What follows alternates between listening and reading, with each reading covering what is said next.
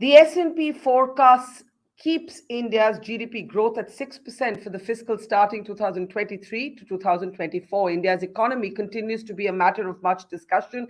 I'm Barkha Dutt, here with the Mojo story. Our newsmaker today joining us in a moment from now will have much to say about that and a lot more as the S&P ratings put India's GDP unchanged at 6% and forecast 6.9% for the next fiscal. This, of course, comes at a time when Raghuram Rajan's comments on the so called Hindu rate of growth made in an earlier interview to PTI created somewhat of a controversy here, with many people objecting to his use of the phrase. But the larger questions still remain. As banks like Silicon Valley go down in the United States of America, how healthy is India's economy? Are there concerns about a slowdown? All of this, as the Hindenburg report on the Adani empire continues to make headlines for all the wrong reasons. The Supreme Court has now ordered a probe, which is supposed to reach a conclusion in 2 months. But there are many questions about whether SEBI could and should be doing much more. In a moment from now, Raghuram Rajan, former RBI governor, one of the world's best known economists, presently, of course, at the University of Chicago, will be joining us. This at a time when many people have wondered more than once whether Raghuram Rajan might become the Manmohan Singh of a Congress government, were there ever to be one. This, of course, is all taking place as Rahul Gandhi himself is disqualified as Member of Parliament. So, a whole lot of things to talk about in a limited amount of time. Let's go across to Professor Raghuram Rajan, who joins us. Welcome. It's been a pleasure. We've been trying to get hold of you for a while, and I'm glad we were finally able to do so. Let me start straight away by asking you.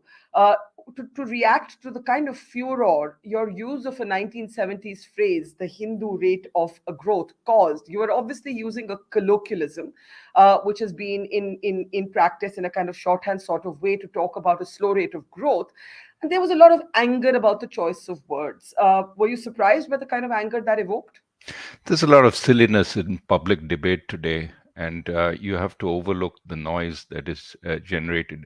The key issue, really, that people are trying to deflect from is that our growth rate has been slow. I mean, if you look at the growth rate from the pre pandemic 2019 uh, uh, to today, 2023, and take the government's official figures, we're growing at below 3.5%, which, if you recall, the 3.5% is what Raj Krishna famously termed that rate of growth, which has created so much controversy.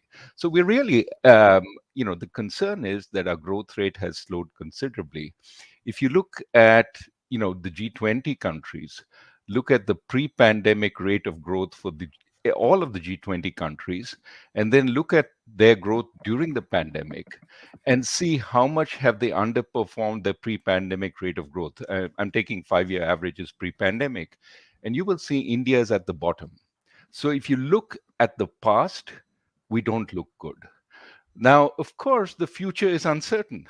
We don't know what will happen in the future. I very much hope India reaches those growth rates that people are talking about, 6, 7, 8, pick a number. You have that number. Some forecasting agency is saying we'll grow at that number. The reality is we have grown slowly and we have slowed this year. We are slowing in the third quarter. We grew by 4.4%. That is the official number. And the RBI predicts we'll grow slower in the last quarter at 4.2%. Now, these are respectable agencies, and I would wish that we would grow much faster. I see some light. For example, our services exports has been growing Hmm. tremendously fast. And I think I've been saying for some time that we should think about how we encourage service exports rather than putting all our eggs in the manufacturing basket. So I'm all for stronger growth in India, but I think we should also look at the numbers. And a lot of controversy is being generated by just plain silliness. So you're not very bothered by the fact that your use of the phrase the Hindu rate of growth was received negatively by some people. You're saying let's concentrate on the actual question. That being said, do you believe that the sort of the words themselves or the phraseology itself has become somewhat redundant and outdated? I'll come to the substance of what you're trying to say, but just to get the debate around the phrase out of the way. Look, the phrase was generated by a respectable economist who was trying to find a way of characterizing the pre-liberalization growth rate that we had settled down on. Now, you can create whatever controversy you want around the word Hindu. I am a Hindu. I think that there is a lot of good that is associated with the word, but this is a technical term. Don't make a mountain out of a molehill. And that shows the paucity of the debating points of those critics. They have they sort of try and deflect the discussion to something which is irrelevant rather than focusing on the issue, which is our growth rate has slowed. And even within that growth rate, you have people talking, oh, this is about quarterly growth rates. No, this is about the fact that over the last 4 years, we have underperformed our previous growth rates by significant amounts. Let's take a look closely at why and ask whether the future will be much better. I hope it is much better. I would wish it to be much better, but we need to do work for that. We can't just, thump our chest and say we will be, growing so fast.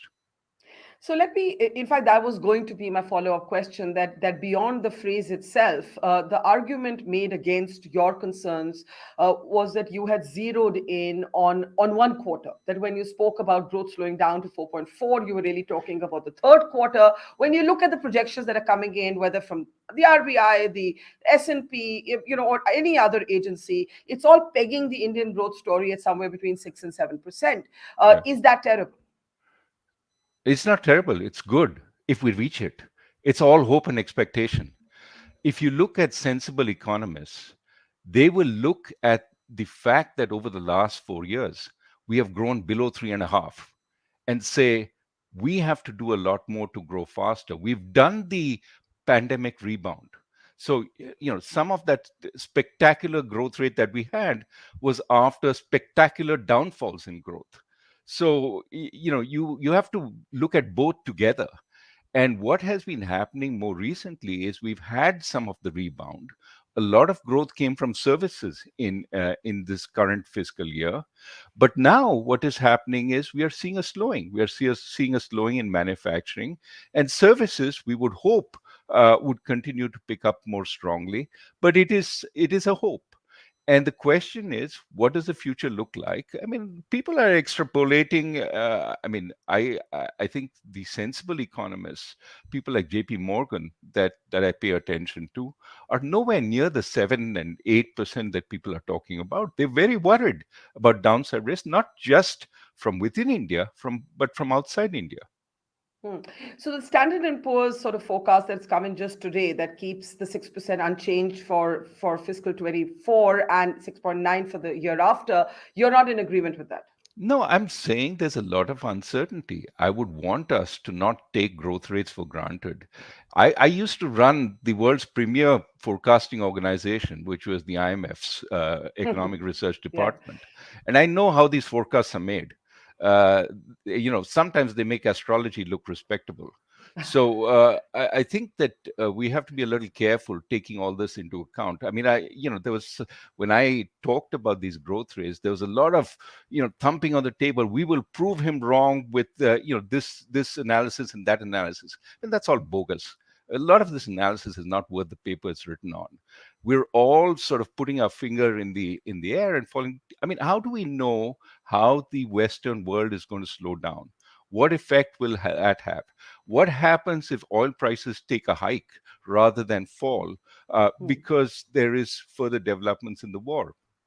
Yeah. The point is, there's a lot of uncertainty. We have to do the best. I would hope for the best. And this is. I mean, I don't want to downplay India. I think there are lots of very bright sort of aspects of the Indian growth story. But we should not deny the fact that we have grown very slowly over the last so many years and we have underperformed our potential. Now, the SBI's report, which called your concerns biased and ill-founded and so on, one of the arguments that it made, and I bring this up because you've been expressing concern about sort of the private sector, the sentiment in the private sector, not enough spending by private players. The SBI says that the sort of institutional contributions, the private and public, have pretty much remained the same at the same level. since 2012. I'm sure you saw that. How do you respond to that? Look at CMIE announcements of new projects. That number will tell you a lot. And I would suggest the SBI people go and look at that. So you don't agree with the SBI data? Calling emergency services. Now, So let me ask you then, what concerns you the most about the India growth story today? Is it unemployment? Is it the inflation numbers? Is it the lack of spending by the private sector?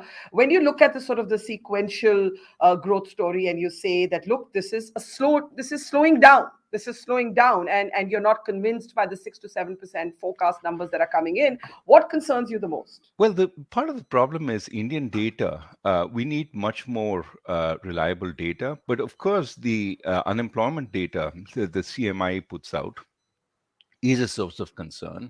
If you look at the survey data on consumption, etc., one of the worries is consumption, especially by the lower middle class, doesn't look that strong. Of course, there was a lot of focus on the Narega numbers; those are starting to improve. That's good news. But broadly, when you look at consumption growth, that has been slowing over the last couple of quarters. So these are signs that, yes, we've had the pandemic rebound, but what lies ahead? And given the rest of the world is slowing, given that private investment is still tepid, it is a source of big concern. What will our growth be? One of the other concerns we have to keep in mind is that agriculture, which has been very robust, is being subject to climatic effects. Right? We had the heat wave last year. Uh, Now we have the rains in Punjab, which are affecting the crop somewhat. So unseasonality in climate is going to have an effect also. So these are all things that can throw us off course. I would say let's work for the best, hope for the best, but prepare for somewhat more difficult times.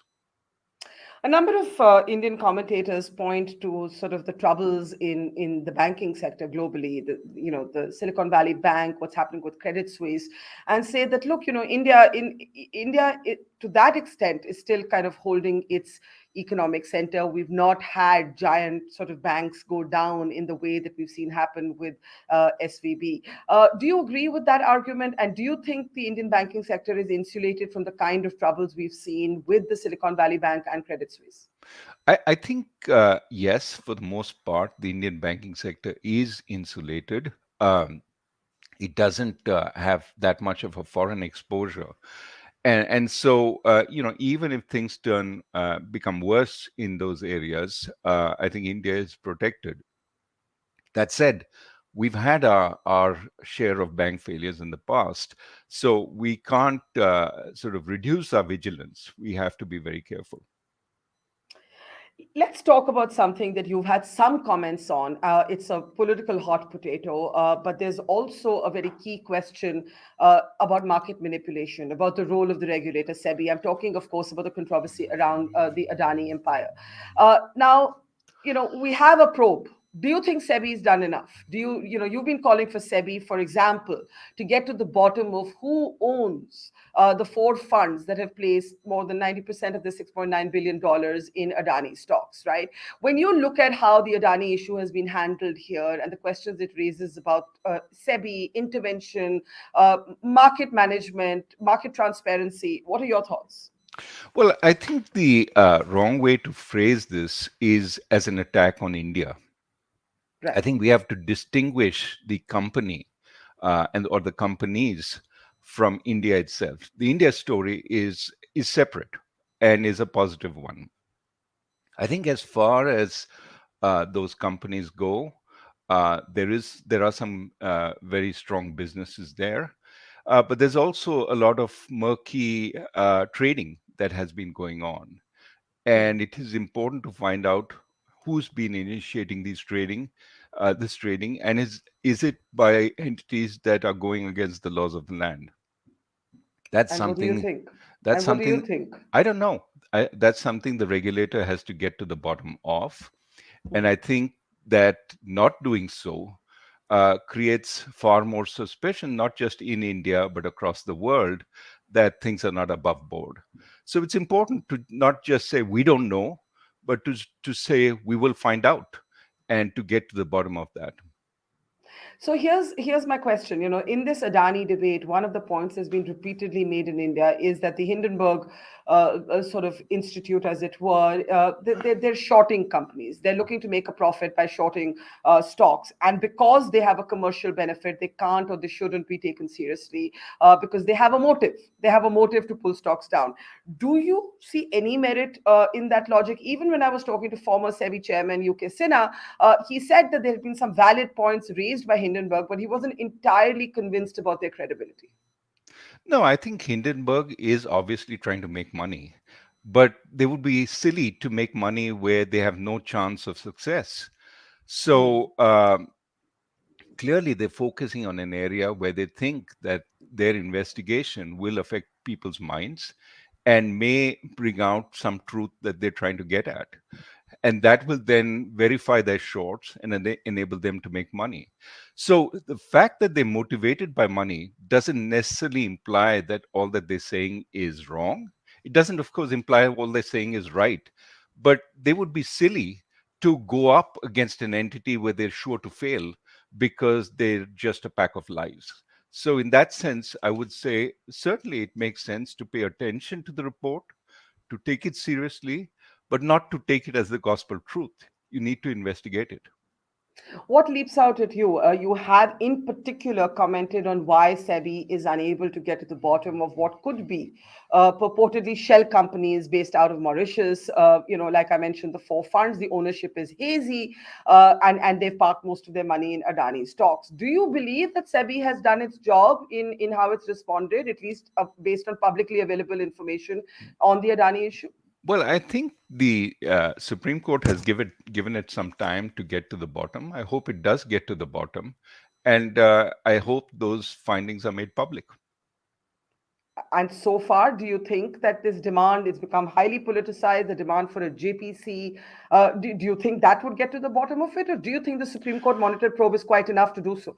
I think whenever there is a suspicion of closeness between the political power and business power, it is often necessary to shed as much light as you can to bring Hmm. transparency to the issue, whether it comes from a JPC or it comes from a Supreme Court led investigation, or it comes from a regulator led investigation, or it comes from all three. I think transparency is beneficial to a democracy to understand that there is no nexus between the political power and the business power. What So I, dimension? yeah. Sorry, go ahead. No, No, complete no. your point. So I think that however much light we can shed on this, the better it is for Indian business. That it sort of shows that we have nothing to hide.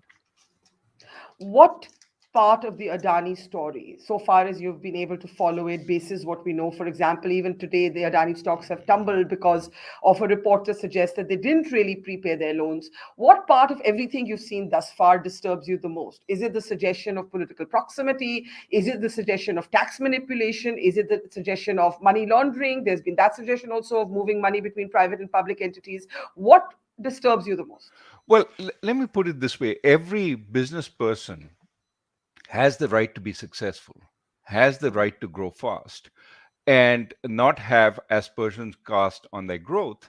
But at the same time, if there are areas of murkiness, if there are areas which are not transparent, it is important that they help sort of shed light on that. So, when any business grows very fast on the basis of borrowing, you certainly want to know what the underlying strength of the business is. And also, if a business occupies many areas within a country, expands very fast across areas, you want to make sure that it enjoys a level playing field. So those are areas which are worth creating more transparency on, shedding light on, and saying, look, this is all because this is a great business person and they've done very well because of that. If they do that, that's great. More power to, we should have strong businesses. But if it happens by, manipulating the system, then we want to make sure that other businesses have that same level playing field, and we need to take corrective action. And you've spoken in general terms. When you apply that way of thinking to what we thus far know about the Adani-Hindenburg sort of story, how do you see it? I think they have the right to be treated as innocent until proven guilty. And that's why I'm saying we need to shed light on all these issues, the competition issues, the auctions, the trading, etc. It's important to make sure that they enjoy the same playing field, the level playing field that other businesses had, and that no laws were broken. I think if that is established, wonderful. But it hasn't clearly been established yet. I think it's ongoing. I wouldn't want to opine on that. And I wouldn't say that they're guilty until proven innocent.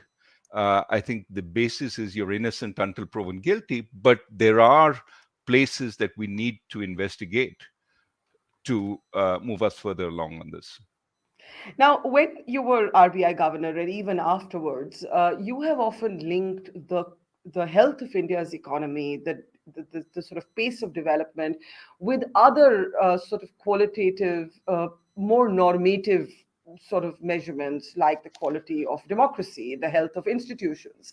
And I raise this because there's an ongoing debate within India, led by the main opposition party, the Congress party, after Rahul Gandhi's disqualification based on a conviction in a defamation case. I'm sure you followed the story.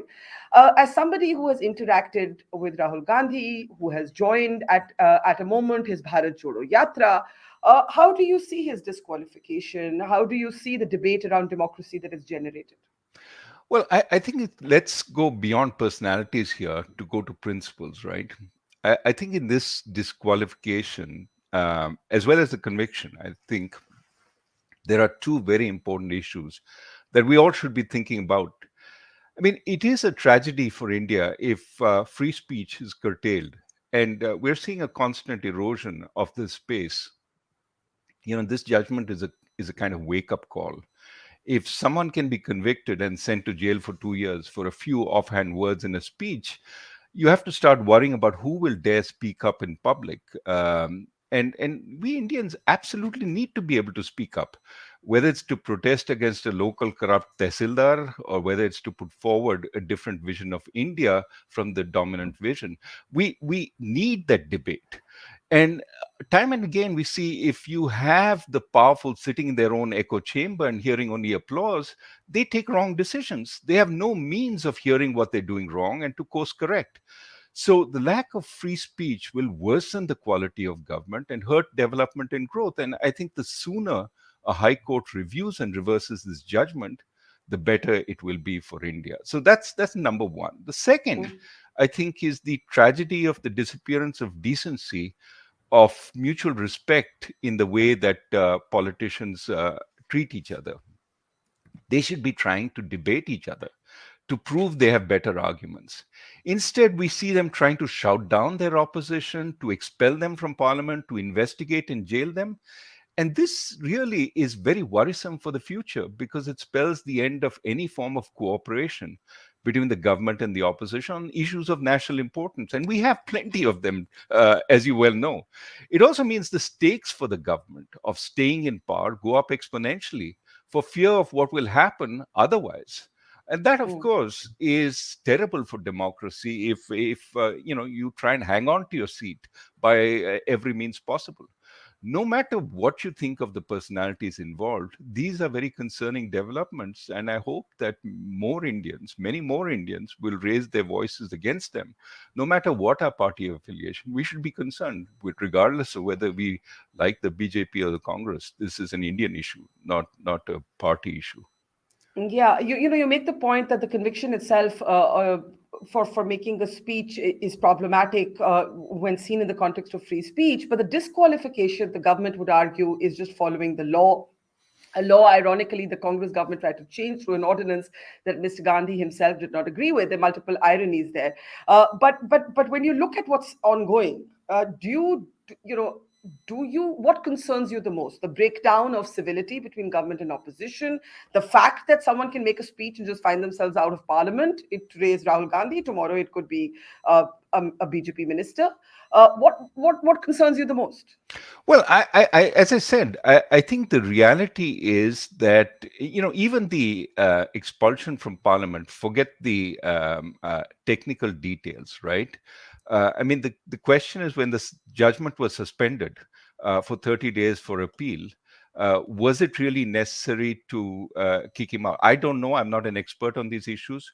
But when you look at it, I mean, one of the things we should be concerned about in India is we flood the G20 with we're the great democracy and we're the fount of democracy. And then a few weeks after the G20 meetings, we have something like this happening. You know, I mean, just to set this in context, even in Russia, Navalny, who is the fiercest critic of Putin, was convicted on a fraud case, not on his criticism of the government or his calling Putin a thief, which he did, but on his the fact that he was allegedly committing fraud. And of course, there are lots of questions about the independence of the Russian judicial system. But what I'm saying is that there are very few countries outside the authoritarian sphere where you have senior politicians convicted on the basis of speech alone, and that is and sent to jail. That is something that we need to worry about a little bit, because this is it is a different situation from the past. It also doesn't sit well with the image we're trying to portray internationally. We're a democracy. We're where everything good happens. Let me ask you this. You spoke about sort of the image in that India is trying to project to the world, and my question for you is this: a big sort of issue in India is whether the world has the right to preach to India on the quality of our democracy.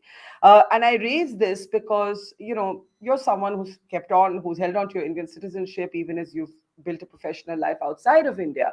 There is a kind of sometimes a stereotyping, a lack of granularity. There are Indians who feel, hey, look at the United States of America, look at the shootout that just happened in Nashville. Every country has its imperfections. Should we be preached to? Indians get bristly. How do you tackle this question? No, I think it's fair to say we Indians will fix our own democracy. I think Yeah. that's important. And that is why I think we should. I am hopeful. That's why I think our system should work. I'm hopeful the higher courts will review this judgment and they will take appropriate action. But, in a sense, we can't keep saying, what about you? What about you? Why did you do this? Yes, every democracy is imperfect. And we don't need lessons on democracy from others, but we need to look inward and we need to ask ourselves what is going wrong. And we have to ask ourselves, do we have the same space to speak?